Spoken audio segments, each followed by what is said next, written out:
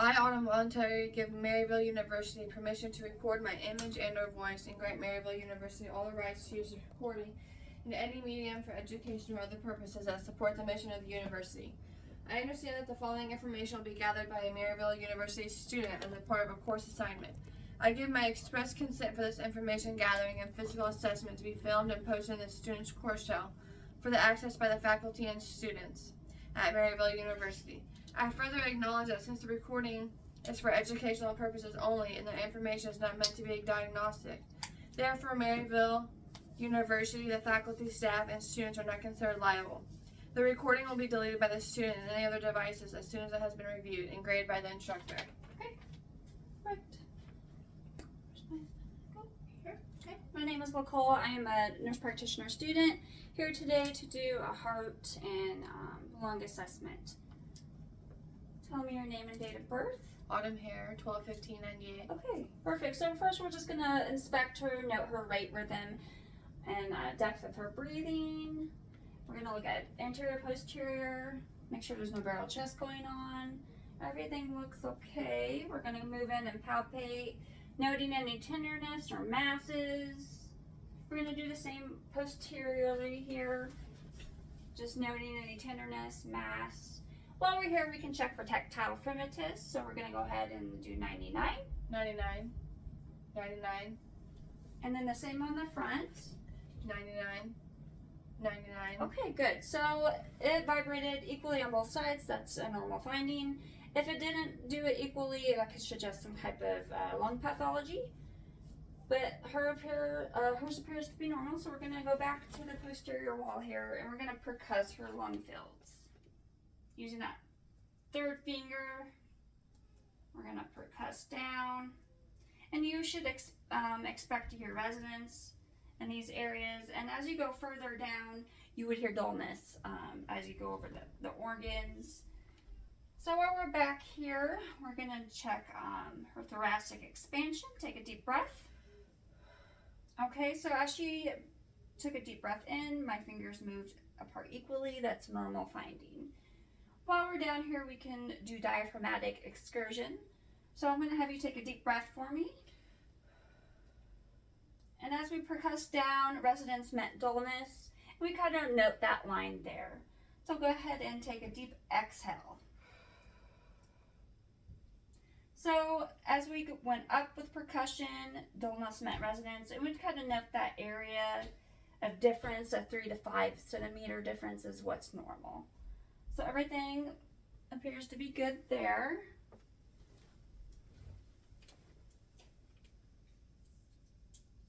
Now we're just going to take a listen to her. We're first going to use the diaphragm here. We're going to start in the front, just listen to her lungs, in and out, deep breaths.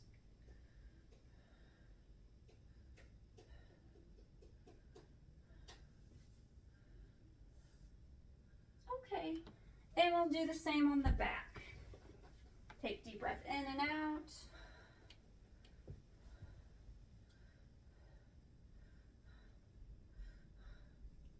Okay, everything sounds clear, no crackles, no wheezing noted.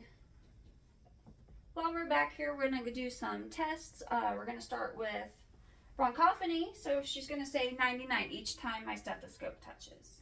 99. 99. 99, 99, and we will do the same on the front. 99, 99, 99, 99. And we can further this test by doing whispered pictriloquy. And it's kind of the same idea, but she'll whisper 99 this time. Good. So you expect to hear muffled sounds throughout that, and as you listen lower, it gets a little less audible, which is normal as it goes through those bronchioles. If you heard it very clear and distinct, that would be an abnormal finding, maybe some consolidation in the lungs, something like that. But hers was normal. We have one more thing to listen for. It is kind of the same idea, but instead of doing 99, we're going to say E. We're going to do a test called egophony. So go ahead and say each time I touch. E, E, E, E, E, E, E, E. Good. So you would want to hear that E sound. If it sounds more like an ah sound, that would be abnormal. You might want to get some further testing to check for any kind of lung pathology. But hers was normal. We're going to go ahead and have her lay down. So we're going to go ahead and take a look at her neck, assess the carotid and jugular vein area. I don't know any bulging or distension, so no JVD. We could palpate that carotid pulse, and we do that one at a time. Good. And while we're there, we can go ahead and listen with our bell for a bruit. No swishing sound noted. We're going to move on and listen to heart sounds. First, identifying that clavicular notch and moving down to that second intercostal space on her right sternal border. We'll listen there at the aortic. We'll move over to the second intercostal space on the left sternal border, which is the pulmonomic. Down to the third intercostal space, Erb's point. Down to the fourth intercostal space, which is the tricuspid, and then we're going to do the fifth intercostal space at the midclavicular line, and that is the mitral, the point of maximal impulse. So it's the best place to listen. You could hear the S1, S2 lub-dub closing of the valves, and you can also palpate right there at that fifth intercostal space, palpate for a pulse. And we would go through all that again using the bell to note any extra heart sounds, any murmurs noted. We would go through all 5 of those areas again. Everything sounds normal, pitch and tone. Sounds like a normal heart rhythm. So we kind of palpate also the chest cavity, noting any crepitus. We'd go down, palpate, see if there's any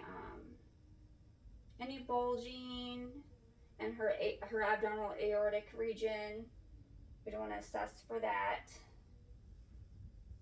So now we could go ahead and palpate her axillary lymph nodes.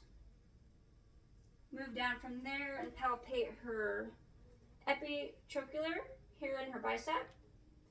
And after that, we can move down to the brachial pulse, down to the radial pulses, down to the femoral. And while we're doing femoral pulse, we can check the inguinal lymph nodes as well in that area. Move down to her posterior tibial pulse and that inner ankle, and then pedal pulses on top of the foot.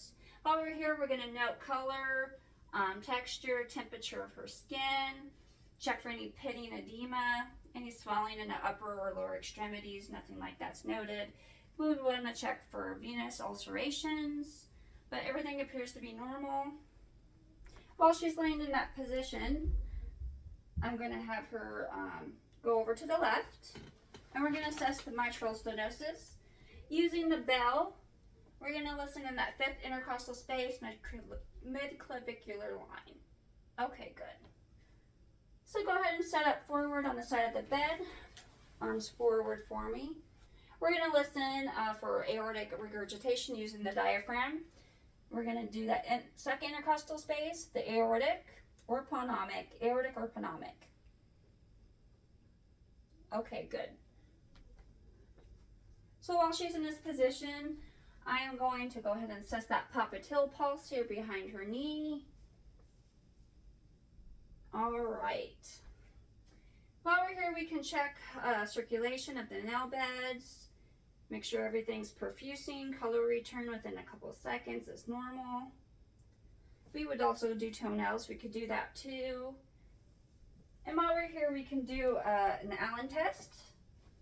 So I'm going to have you pump your hand 5 times for me.